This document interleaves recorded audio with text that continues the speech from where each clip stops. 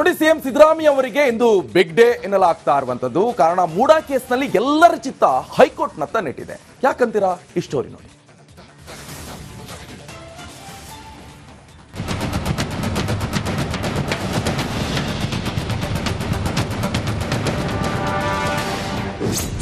ಎಂದು CM ಸಿದ್ದರಾಮಯ್ಯಗೆ big day. ಮೂಡಾಕ್ಕೆ CBI ಹೆಗಲಿಗೆ ಹೋಗುತ್ತಾ? ಮೂಡಾದಲ್ಲಿನ 50-50 ನಿವೇಶನ ಹಂಚಿಕೆಯಲ್ಲಿ ಅವ್ಯವಹಾರ ಸಂಬಂಧ ಇಡಿ ಲೋಕಾಯುಕ್ತ ನಿವೃತ್ತ ನ್ಯಾಯಮೂರ್ತಿಗಳ ನೇತೃತ್ವದಲ್ಲಿ ತನಿಖೆ ಮಧ್ಯೆ ಸಿಬಿಐ ಎಂಟ್ರಿ ಆಗುತ್ತಾ ಇಲ್ವಾ ಎಂಬ ಪ್ರಶ್ನೆ ಇಂದು ಉತ್ತರ ಸಿಗಲಿದೆ.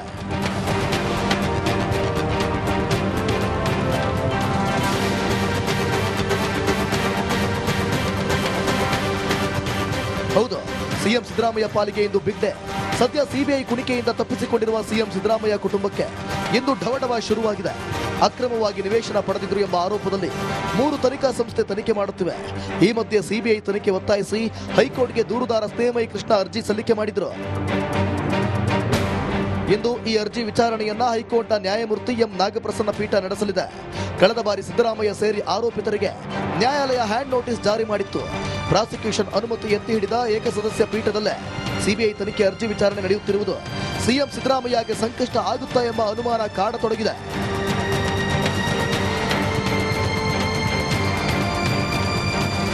Bureau report, Republic Kannada. ನೋಡಿ, ಸಿಎಂ ಸಿದ್ದರಾಮಯ್ಯ ಅವರಿಗೀಗ ಕೇಂದ್ರ ಸರ್ಕಾರ ಮಾಸ್ಟರ್ ಸ್ಟ್ರೋಕ್ ಕೊಟ್ಟಿದ್ಯಾ? ರಾಜ್ಯ ಸರ್ಕಾರ ಮೂಡಾ ತನಿಖೆಯಲ್ಲಿ ನೇಮಿಸಿರುವಂತಹ ತನಿಖಾ ಸಂಸ್ಥೆ ಮುಖ್ಯಸ್ಥರನ್ನೇ ಡಿಬಾರ್ ಮಾಡಿದ್ಯಂತೆ. ಹಾಗಾದ್ರೆ ಯಾವ ಸಂಸ್ಥೆ, ಯಾರು ಡಿಬಾರ್ ಆಗಿದ್ದು? ಈ ಸ್ಟೋರಿ ನೋಡಿ.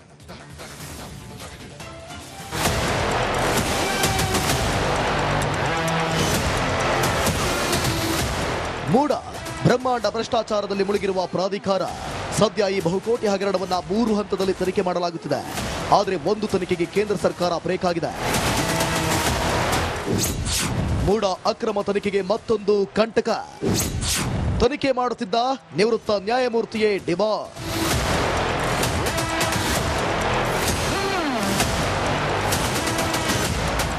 ಮೂಡಾ ಅಕ್ರಮ ತನಿಖೆಗೆ ಮತ್ತೊಂದು ಕಂಟಕ ಎದುರಾಗಿದೆ. ಸಿಎಂ ಸಿದ್ದರಾಮಯ್ಯ ಸರ್ಕಾರ ನೇಮಿಸಿದ್ದ ನಿವೃತ್ತ ನ್ಯಾಯಮೂರ್ತಿ ದೇಸಾಯಿ ನೇತೃತ್ವದ ತಂಡ ಸಂಕಷ್ಟದಲ್ಲಿ ಸಿಲುಕಿದೆ. ಸುಪ್ರೀಂ ಕೋರ್ಟ್ ಆದೇಶ ಪಾಲನೆ ಮಾಡದ ಆರೋಪದಲ್ಲಿ 3 ವರ್ಷಗಳ ಕಾಲ ಕೇಂದ್ರ ಸರ್ಕಾರ ನ್ಯಾಯಮೂರ್ತಿ PN ದೇಸಾಯಿ ಅವರನ್ನ ಡಿಬಾರ್ ಮಾಡಿದ್ದಾರೆಂದು ಸಾಮಾಜಿಕ ಹೋರಾಟಗಾರ ಸ್ನೇಹಮಯಿ ಕೃಷ್ಣ ಹೇಳಿದ್ದಾರೆ.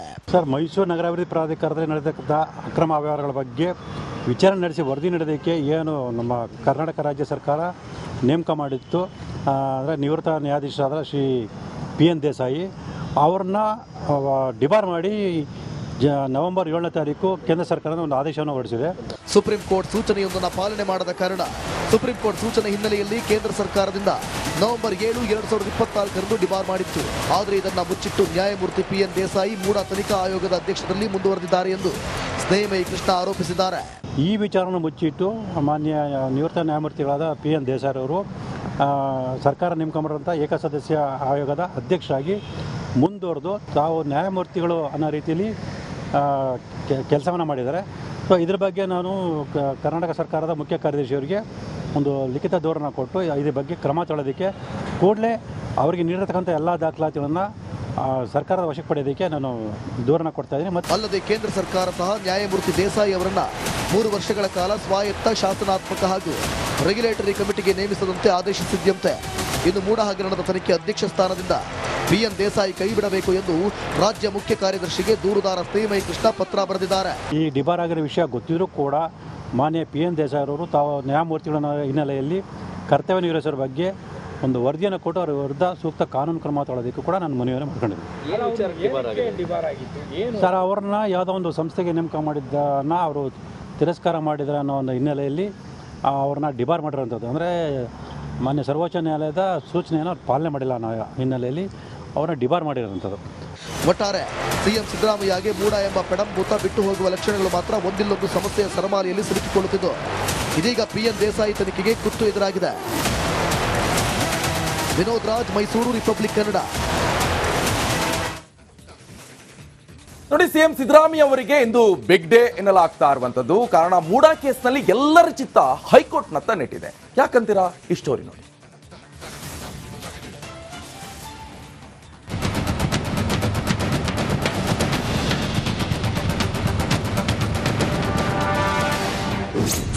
ಎಂದು ಸಿಎಂ ಸಿದ್ದರಾಮಯ್ಯಗೆ ಬಿಗ್ ಡೇ.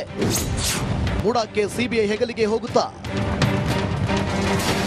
ಮೂಡಾದಲ್ಲಿನ 50-50 ನಿವೇಶನ ಹಂಚಿಕೆಯಲ್ಲಿ ಅವ್ಯವಹಾರ ಸಂಬಂಧ ಇಡಿ ಲೋಕಾಯುಕ್ತ ನಿವೃತ್ತ ನ್ಯಾಯಮೂರ್ತಿಗಳ ನೇತೃತ್ವದಲ್ಲಿ ತನಿಖೆ ಮಧ್ಯೆ ಸಿಬಿಐ ಎಂಟ್ರಿ ಆಗುತ್ತಾ ಇಲ್ವಾ ಎಂಬ ಪ್ರಶ್ನೆ ಎಂದು ಉತ್ತರ ಸಿಗಲಿದೆ.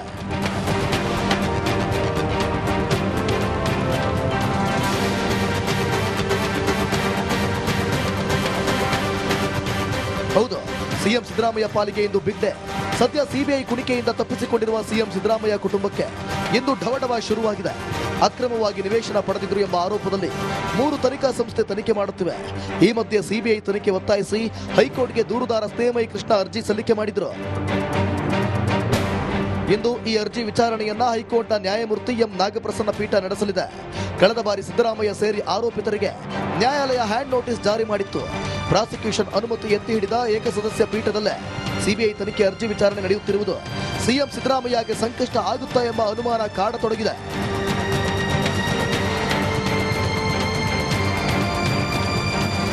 Bureau report, Republic Kannada. ನೋಡಿ, ಸಿಎಂ ಸಿದ್ದರಾಮಯ್ಯ ಅವರಿಗೀಗ ಕೇಂದ್ರ ಸರ್ಕಾರ ಮಾಸ್ಟರ್ ಸ್ಟ್ರೋಕ್ ಕೊಟ್ಟಿದ್ಯಾ? ರಾಜ್ಯ ಸರ್ಕಾರ ಮೂಡಾ ತನಿಖೆಯಲ್ಲಿ ನೇಮಿಸಿರುವಂತಹ ತನಿಖಾ ಸಂಸ್ಥೆ ಮುಖ್ಯಸ್ಥರನ್ನೇ ಡಿಬಾರ್ ಮಾಡಿದ್ಯಂತೆ. ಹಾಗಾದ್ರೆ ಯಾವ ಸಂಸ್ಥೆ, ಯಾರು ಡಿಬಾರ್ ಆಗಿದ್ದು? ಈ ಸ್ಟೋರಿ ನೋಡಿ.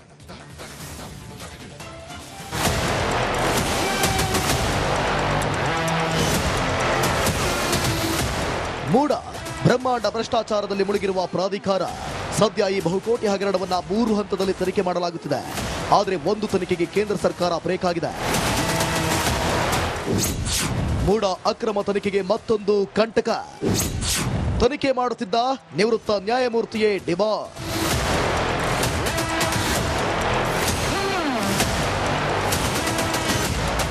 ಮೂಡಾ ಅಕ್ರಮ ತನಿಖೆಗೆ ಮತ್ತೊಂದು ಕಂಟಕ ಎದುರಾಗಿದೆ. ಸಿಎಂ ಸಿದ್ದರಾಮಯ್ಯ ಸರ್ಕಾರ ನೇಮಿಸಿದ್ದ ನಿವೃತ್ತ ನ್ಯಾಯಮೂರ್ತಿ ದೇಸಾಯಿ ನೇತೃತ್ವದ ತಂಡ ಸಂಕಷ್ಟದಲ್ಲಿ ಸಿಲುಕಿದೆ.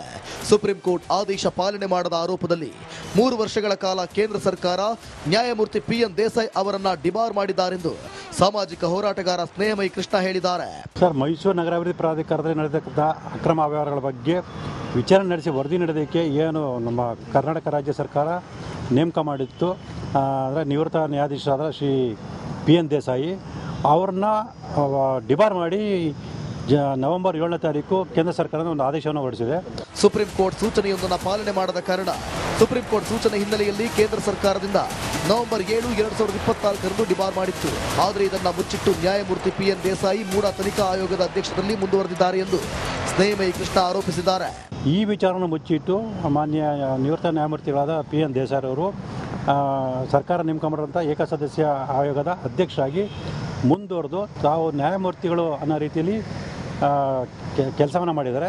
ಸೊ ಇದ್ರ ಬಗ್ಗೆ ನಾನು ಕರ್ನಾಟಕ ಸರ್ಕಾರದ ಮುಖ್ಯ ಕಾರ್ಯದರ್ಶಿಯವರಿಗೆ ಒಂದು ಲಿಖಿತ ದೂರನ್ನು ಕೊಟ್ಟು ಇದ್ರ ಬಗ್ಗೆ ಕ್ರಮ ತಗೊಳ್ಳೋದಕ್ಕೆ ಕೂಡಲೇ ಅವರಿಗೆ ನೀಡಿರತಕ್ಕಂಥ ಎಲ್ಲ ದಾಖಲಾತಿಗಳನ್ನು ಸರ್ಕಾರದ ವಶಕ್ಕೆ ಪಡೆಯೋದಕ್ಕೆ ನಾನು ದೂರನ್ನು ಕೊಡ್ತಾ ಇದ್ದೀನಿ. ಅಲ್ಲದೆ ಕೇಂದ್ರ ಸರ್ಕಾರ ಸಹ ನ್ಯಾಯಮೂರ್ತಿ ದೇಸಾಯಿ ಅವರನ್ನ 3 ವರ್ಷಗಳ ಕಾಲ ಸ್ವಾಯತ್ತ ಶಾಸನಾತ್ಮಕ ಹಾಗೂ ರೆಗ್ಯುಲೇಟರಿ ಕಮಿಟಿಗೆ ನೇಮಿಸದಂತೆ ಆದೇಶಿಸಿದ್ದಂತೆ ಇನ್ನು ಮೂಡಾ ಹಗರಣದ ತನಿಖೆ ಅಧ್ಯಕ್ಷ ಸ್ಥಾನದಿಂದ PN ದೇಸಾಯಿ ಕೈಬಿಡಬೇಕು ಎಂದು ರಾಜ್ಯ ಮುಖ್ಯ ಕಾರ್ಯದರ್ಶಿಗೆ ದೂರುದಾರ ಸ್ನೇಹಮಯಿ ಕೃಷ್ಣ ಪತ್ರ ಬರೆದಿದ್ದಾರೆ. ಈ ಡಿಬಾರ್ ಆಗಿರೋ ವಿಷಯ ಗೊತ್ತಿದ್ರೂ ಕೂಡ ಮಾನ್ಯ PN ದೇಸಾಯಿ ಅವರು ತಾವು ನ್ಯಾಯಮೂರ್ತಿಗಳ ಹಿನ್ನೆಲೆಯಲ್ಲಿ ಕರ್ತವ್ಯ ನಿರ್ವಹಿಸೋರ ಬಗ್ಗೆ ಒಂದು ವರದಿಯನ್ನು ಕೊಟ್ಟು ಅವರ ವಿರುದ್ಧ ಸೂಕ್ತ ಕಾನೂನು ಕ್ರಮ ತಗೊಳ್ಳೋದಕ್ಕೂ ಕೂಡ ನಾನು ಮನವಿಯನ್ನು ಮಾಡ್ಕೊಂಡಿದ್ದೀನಿ. ಸರ್, ಅವ್ರನ್ನ ಯಾವುದೋ ಒಂದು ಸಂಸ್ಥೆಗೆ ನೇಮಕ ಮಾಡಿದ್ದನ್ನ ಅವರು ತಿರಸ್ಕಾರ ಮಾಡಿದ್ರೆ ಅನ್ನೋ ಒಂದು ಹಿನ್ನೆಲೆಯಲ್ಲಿ ಅವ್ರನ್ನ ಡಿಬಾರ್ ಮಾಡಿರೋಂಥದ್ದು. ಅಂದರೆ ಮಾನ್ಯ ಸರ್ವೋಚ್ಚ ನ್ಯಾಯಾಲಯದ ಸೂಚನೆಯನ್ನು ಅವ್ರು ಪಾಲನೆ ಮಾಡಿಲ್ಲ ಅನ್ನೋ ಹಿನ್ನೆಲೆಯಲ್ಲಿ ಅವ್ರನ್ನ ಡಿಬಾರ್ ಮಾಡಿರೋಂಥದ್ದು. ಒಟ್ಟಾರೆ ಸಿಎಂ ಸಿದ್ದರಾಮಯ್ಯಗೆ ಮೂಡಾ ಎಂಬ ಪೆಡಂಭೂತ ಬಿಟ್ಟು ಹೋಗುವ ಲಕ್ಷಣಗಳು ಮಾತ್ರ ಒಂದಿಲ್ಲೊಂದು ಸಮಸ್ಯೆಯ ಸರಮಾಲೆಯಲ್ಲಿ ಸಿಲುಕಿಕೊಳ್ಳುತ್ತಿದ್ದು ಇದೀಗ PN ದೇಸಾಯಿ ತನಿಖೆಗೆ ಕುತ್ತು ಎದುರಾಗಿದೆ. ವಿನೋದ್ ರಾಜ್, ಮೈಸೂರು, ರಿಪಬ್ಲಿಕ್ ಕನ್ನಡ.